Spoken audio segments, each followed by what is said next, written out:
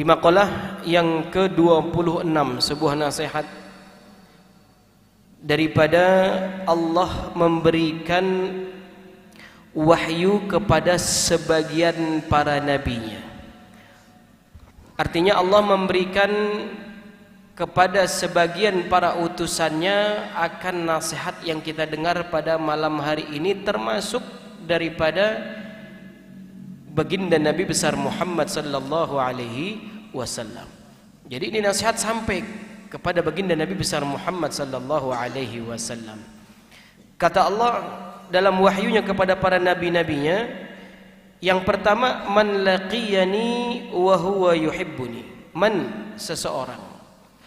Laqiyani, yang berjumpa denganku, artinya orang yang berjumpa dengan Allah, artinya berarti setelah menjalani sebuah kehidupan.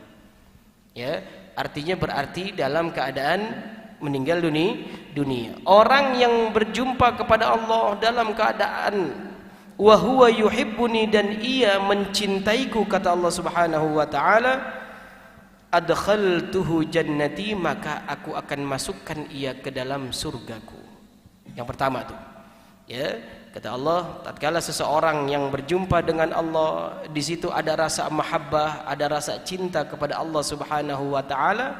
Allah janji, kata Allah, akan aku masukkan ke dalam surgaku, kata Allah Subhanahu wa taala. Ini janji Allah Subhanahu wa taala. Kalau janji Allah, enggak bakal Allah mengingkari akan janjinya. Innallaha la yukhliful mi'ad. Enggak bakal. Janji manusia boleh sekarang ngomong, besok berubah. Tapi janji Allah enggak bakal. Innallaha la yukhliful mi'ad. Allah enggak bakal pernah yang namanya mengingkari akan janjinya. Di sini orang yang cinta kepada Allah, orang yang betul-betul tatkala hidupnya, tatkala ia banyak bergelimang dosa sekalipun, tapi kalau di hati kecilnya ada cinta kepada Allah Subhanahu wa taala, oh ya, Allah janji Allah akan masukkan ke dalam surganya Allah. Maka kata Allah selanjutnya, waman, kata Allah Subhanahu wa taala, waman laqiyani wa huwa yakhafuni. Yang kedua, tatkala ia berjumpa dengan Allah, artinya menghadapi Allah setelah meninggal dunianya. Tatkala ia akan meninggal dunia atau telah meninggal dunianya, tatkala ia berhadapan dengan sang penciptanya, berhadapan dengan Allah, wa huwa yakhafuni. Yang kedua, membawa rasa khauf di hatinya, ada rasa takut kepada Allah Subhanahu wa taala. Allah janji, kata Allah apa? Ajdabtuhu nari, akan aku jauhkan daripada nerakaku. Yang ketiga, kata Allah, wa man laqiyani wa huwa yastahi minni, orang yang berjumpa denganku dan membawa rasa malu. Rasa malu yang ketiga. Rasa malu kepada Allah Subhanahu wa taala. Kata Allah, ansaitul hafadzata dzunubahu, akan aku lupakan para malaikat pencatat dosanya tatkala ia berada di dunia. Jadi di sini ada tiga. Nasihat yang pertama, orang yang berjumpa dengan Allah dengan ada rasa mahabbah, dengan rasa cinta. Yang kedua, berjumpa dengan Allah dengan mempunyai rasa takut. Yang ketiga, berjumpa dengan Allah dengan membawa rasa malu.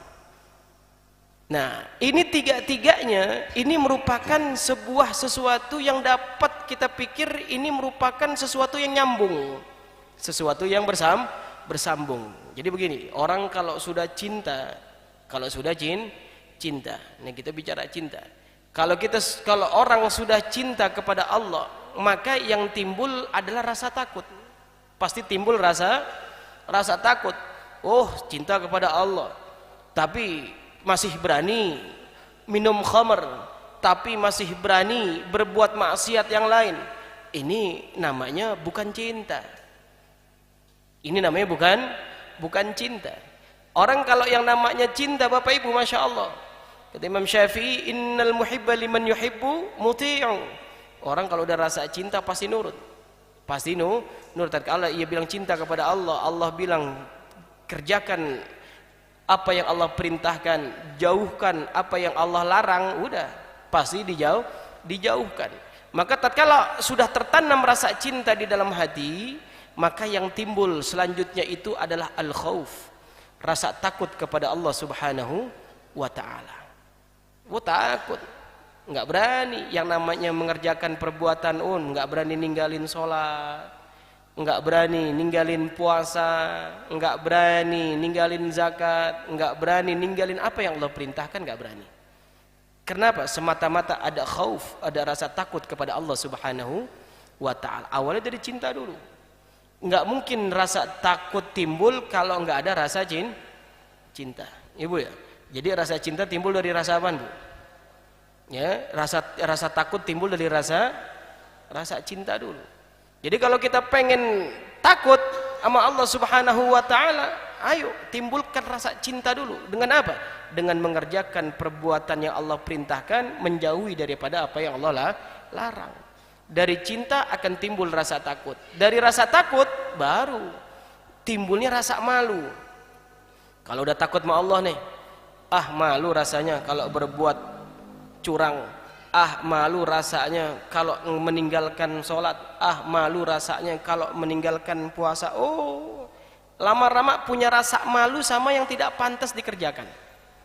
Ya, malu buka aurat, malu rambutnya kelihatan. Lama-lama punya rasa malu.